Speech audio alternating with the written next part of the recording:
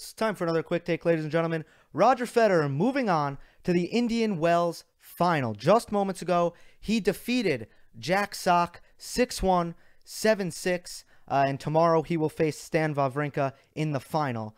What impressed me most about this Roger Federer performance was his steadiness and his level-headedness. I actually feel that Roger Federer, he did not have his best shot making on display today, although obviously he's Roger Federer. He had some tremendous shot making. It wasn't the sharpest I've seen him, certainly not as sharp as he was against Nadal. And in the second set, I would even argue that he sort of played down to Jack Sock's level. But no major dips in the level of Roger Federer, no flurry of errors, and that is why you see a match go by, and this happens oftentimes. You know, this year with Roger Federer, he did not face a single break point against Jack Sock.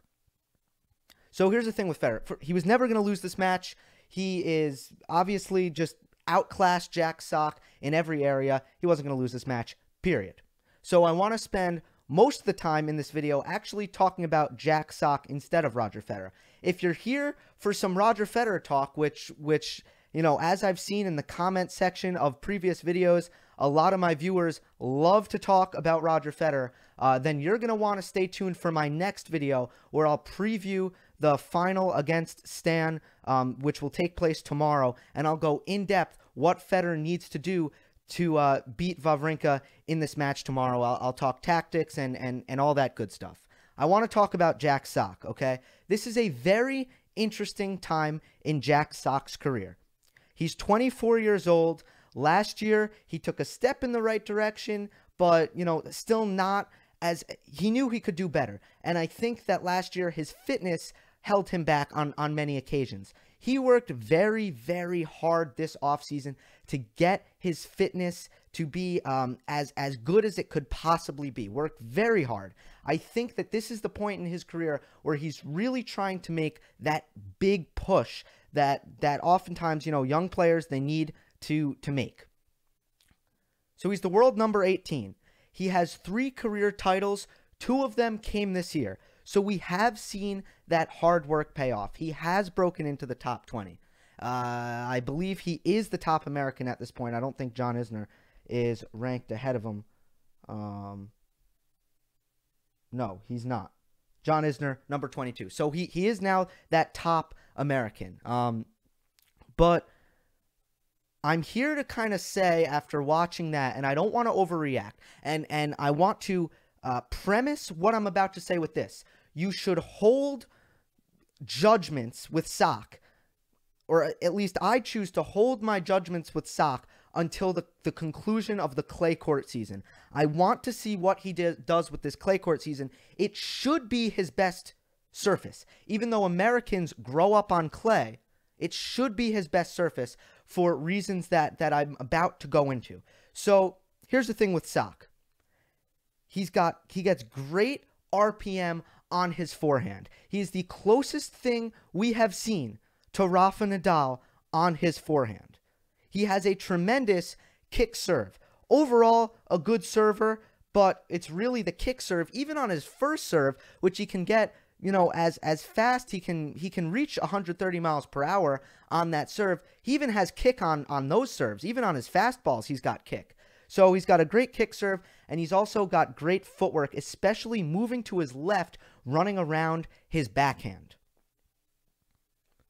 So that's what Jack Sock has really working in his favor. He's got really good weapons. He's got great talent, and I spoke about his fitness. His fitness is good enough at this point. It is good enough. Now, I really don't think it's enough for Jack Sock to break into the top 10. Maybe he'll graze the top 10 at some point in his career, but I don't think it's enough. First of all, this was the biggest match of his career. It's Indian Wells. He's on his home soil, the United States of America, playing Roger Federer on a Saturday. And I would really like to see, a player play their best tennis, and I know this is a lot to ask. Sure, it's a lot to ask. I'd like to see a player play their best tennis in the biggest matches of their career.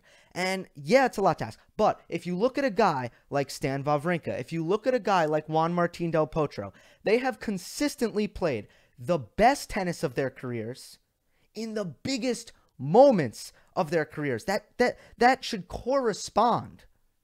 And that is the sign of a great competitor. And Jack Sock is a good competitor. And I really like his demeanor on the court. I like all that.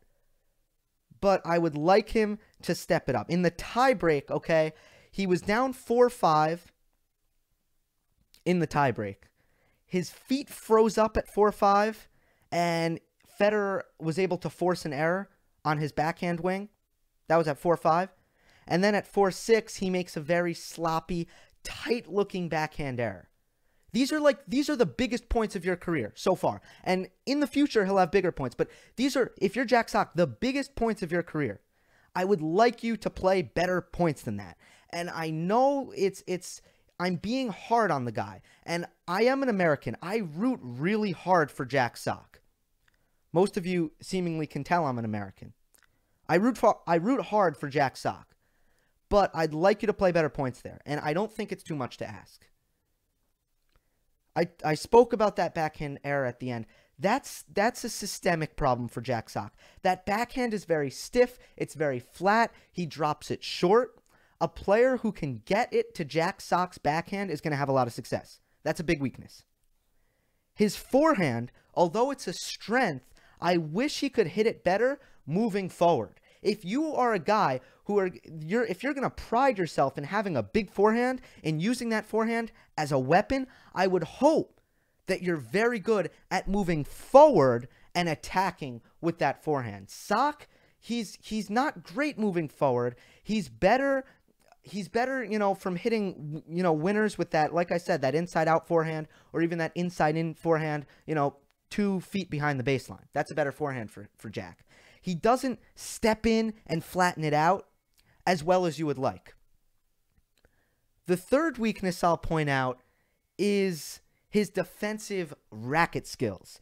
You can be as fit as you want, and you can get to the ball and you can move well, but it's not just getting to the ball when it comes to defense in tennis.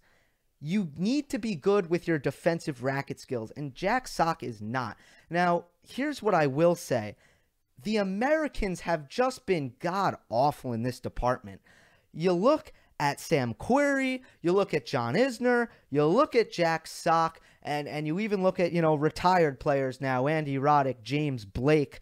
Their defensive skills are horrible. Even when they're good athletes, even when they move well, like John Isner doesn't move well. Andy Roddick, James Blake, they did move pretty well, and still the defensive skills have not been there. You compare their defensive skills to the Spanish players coming up, or just in general the European players, and the Americans have very poor defensive racket skills. For these reasons, I don't think Jack Sock will be a top 10 player. He's 24. There's plenty of time. There's room to improve for Jack Sock, and I'm really pulling for Jack Sock. But for the reasons I pointed out, I don't think he'll be a top 10 player in his career. I'm looking forward to the match tomorrow. Like I said, if you were here for Federer talk, make sure to catch my next video. I'm going to do it very, very shortly, right after I'm done with this video. Hope you enjoyed. Don't forget to subscribe, and I'll see you next time.